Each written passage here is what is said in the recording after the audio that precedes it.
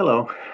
This week marks 1 year of the COVID-19 pandemic entering our lives. That's a year of struggle and a year of hardship, a year of fear.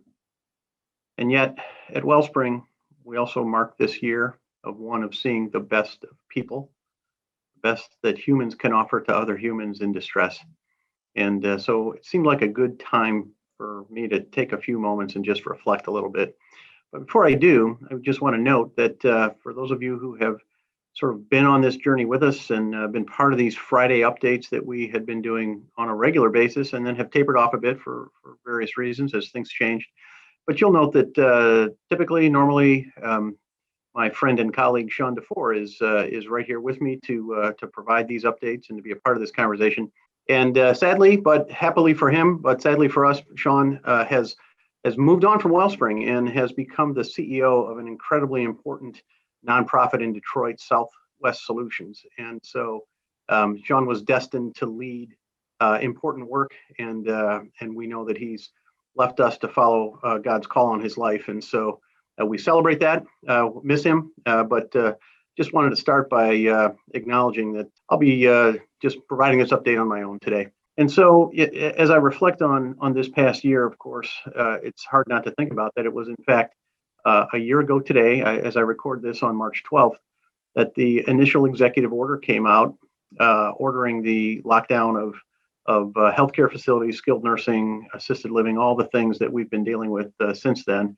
And boy, I remember the scramble that ensued, the uncertainty that was part of that, the fear of the unknown for so many, and certainly the hope that things would be over with soon. And yet here we are a year later, still working through much of those orders that were started back then, particularly as they impact our elders in our facilities in particular. So as we think about this past year, I did want to just start by saying thank you to a couple of groups of people. Certainly our supporters out there, those of you who have walked this journey with us, not because you're a staff member or you have a family with us, but or a family member with us, but that you just care about our work, and you have supported us with certainly donations and prayers and meals dropped off for our staff, and so many other ways. And we're just so grateful for that. We've been encouraged by that and have provided just great hope for all of us as you've done that and taken good care of us. I just want to say thank you to families of our residents and clients that have shown great trust and patience with us as we've worked through things. And it's incredible to me that even in these times of uncertainty, when families need the kinds of services we provide, folks are still reaching out to us for those services, and we're encouraged by that and cherish that trust that you place in us. And certainly, finally, and to me, anyways, most importantly, to our staff, you have done incredible work this last year. You always do, but you have distinguished yourselves. The love and the care that you have shown for our seniors, for our families, for the kiddos we have in foster care, the things you have done to even make your own sacrifices and put yourselves at risk, it has been an incredible thing to watch. And I'm so proud of you and very much humbled to be a part of this mission. So thank you for that.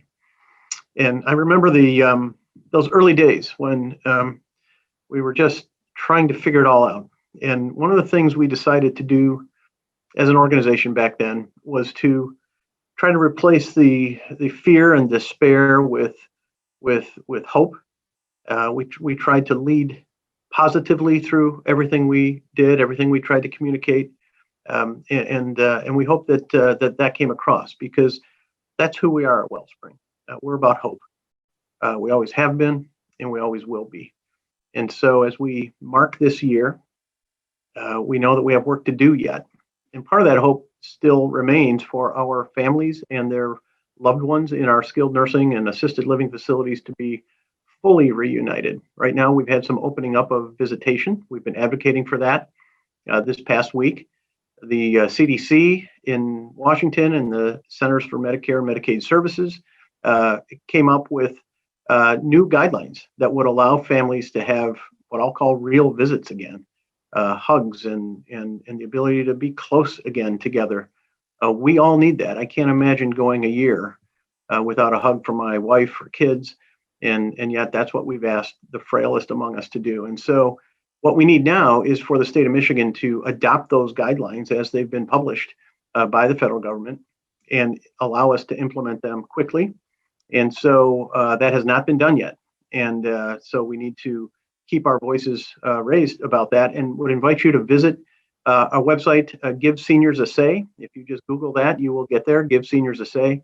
And on that, you will find all kinds of resources and ways to contact people who need to hear your voice on behalf of our elders and their families. Please do that. That's part of our work with Leading Age here in Michigan, which is our association of nonprofit senior service providers. And so please avail yourself of that and add your voice to ours as we sort of have this final push. We've come a long way with therapeutics now and vaccines and just significant drops in cases, particularly in nursing homes, because so many of our residents have been vaccinated and staff as well. It's time for us to have that opportunity for families to be together again and claim the hope that we've been hanging on to all these months. So thank you. I appreciate your journeying with us. I appreciate your ongoing prayers that sustain us. And so until we have a chance to chat again, thank you and God bless you.